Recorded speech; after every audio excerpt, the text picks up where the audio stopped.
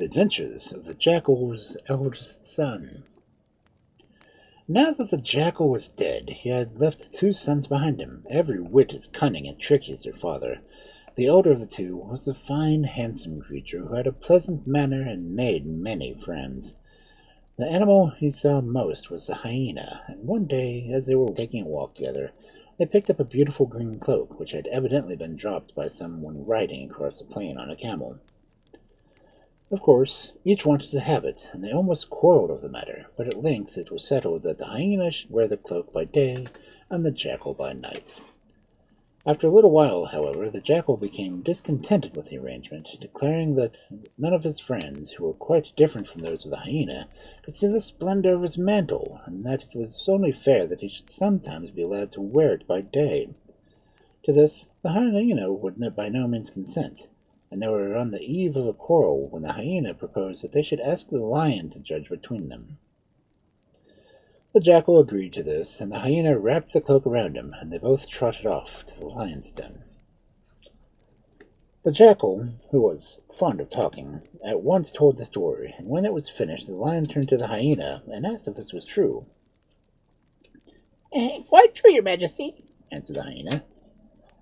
Then lay the cloak at my feet, said the lion, and I will give my judgment. So the mantle was spread upon the red earth, and the hyena and the jackal standing on each side of it. There was a silence for a few moments, and then the lion sat up, looking very great and wise. My judgment is that the garment shall belong wholly to whoever first rings the bell in the nearest mosque at dawn tomorrow. Now go, much business awaits me. And the hyena sat up all night, fearing lest the jackal should reach the bell before him, for the mosque was close at hand. With the first streak of dawn, he bounded away to the gate. He bounded away to the bell, just as the jackal, who was still soundly asleep, was rising to his feet. Good luck to you, said the jackal. Throwing the cloak over his back, he darted away across the plain, and was seen no more by the friendly hyena. After running several miles, the jackal thought he was safe from pursuit, and seeing the lion and another hyena talking together, he strolled up to Jordan. Good morning, he said. May I ask what is the matter? You seem very serious about something. Pray, sit down, said the lion. We were wondering which direction would go to best find dinner. The hyena wishes to go to the forest, and I to the mountains. What do you say? Well, as I was sauntering over the plain just now, I noticed a flock of sheep grazing, and some of them had wandered into the little valley quite out of sight of the shepherd. If you keep among the rocks, you will never be observed, and perhaps you will allow me to go with you and show you the way.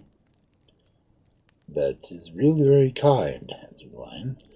And they crept steadily along until at length they reached the mouth of the valley where the ram, a sheep, and a lamb were feeding on rich grass, unconscious of their danger. How shall we divide them? Asked the lion in a whisper to the hyena. Oh, it is easily done, replied the hyena. The lamb for me, the sheep for you, and the ram for the lion. So I am to have the lean creature with nothing but horns, am I? Cried the lion in a rage. I will teach you to divide things in that manner. And he gave the hyena 2 great blows, which stretched him out dead in a moment. Then he turned to the jackal and said, How would you divide them? Quite differently from the hyenas, replied the jackal. You will breakfast off the lamb, and you will dine off the sheep, and you will sup off the ram. Dear me, how clever you are! Who taught you such wisdom? Exclaimed the lion, looking at him admiringly. The fate of the hyena, answered the jackal, laughing and running off at his best speed, for he saw 2 men armed with spears coming close behind the lion. The jackal continued to run till he could run no longer. He flung himself under a tree, panting for breath, when he heard the sound amongst the grass, and his father's old friend the hedgehog appeared before him. Oh, is it you? asked the little creature. How strange that we should meet so far from home. I've just had a narrow escape from my life, said the jackal, and I need some sleep. After that we must think of something to do to amuse ourselves. And he lay down again, and slept soundly for a couple of hours. Now I am ready, he said. Have you anything to propose? And about beyond those trees, answered the hedgehog, there's a small farmhouse where the best butter in the world is made. I know their ways, and in an hour's time the farmer's wife will be off to milk the cows, which she keeps at some distance. We could easily get in the window of the shed where she keeps the butter. I will watch, lest someone should come unexpectedly while you are having a good meal. Then you shall watch, and I will eat. Sounds like a good plan, replied the Jackal, and they set off together. But when they reached the farmhouse, the Jackal said to the Hedgehog, "Go on and fetch the pots of butter, and I will hide them in a safe place." "Oh, no," cried the Hedgehog. "I really couldn't. They would find out directly. And besides, it is so different eating just a little now and then." "Do as I bid you at once," said the Jackal, looking at the Hedgehog so sternly that the little fellow dared say no more, and soon rolled the jars to the window, where the Jackal lifted them out one by one. When they were all in a row before him, he gave a sudden start. "Run for your life," whispered his companion. "I see the woman coming over the hill." And the Hedgehog, his heart beating, set off as fast as he could.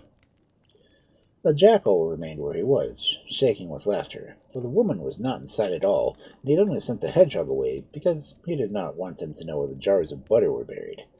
But every day he stole out of their hiding place and had a delicious feast. At length, one morning, the Hedgehog suddenly said, "You never told me what you did with the jars."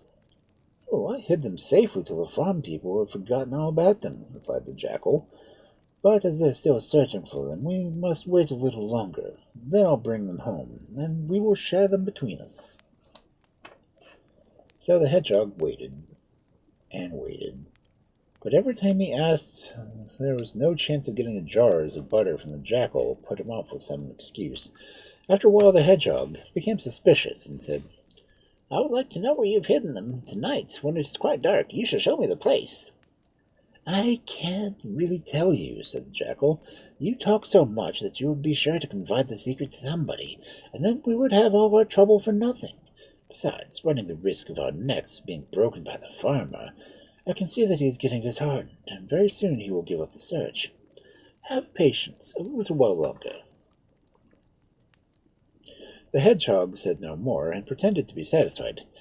But when some days had gone by, he woke the Jackal, who was sleeping soundly after a hunt, after which lasted several hours. "I have just had a notice," remarked the Hedgehog, saying him, "that my family wish to have a banquet tomorrow, and they have invited you to come. Will you?" "Certainly," answered the Jackal, "with pleasure. But as I have to go out in the morning, you can meet me on the road."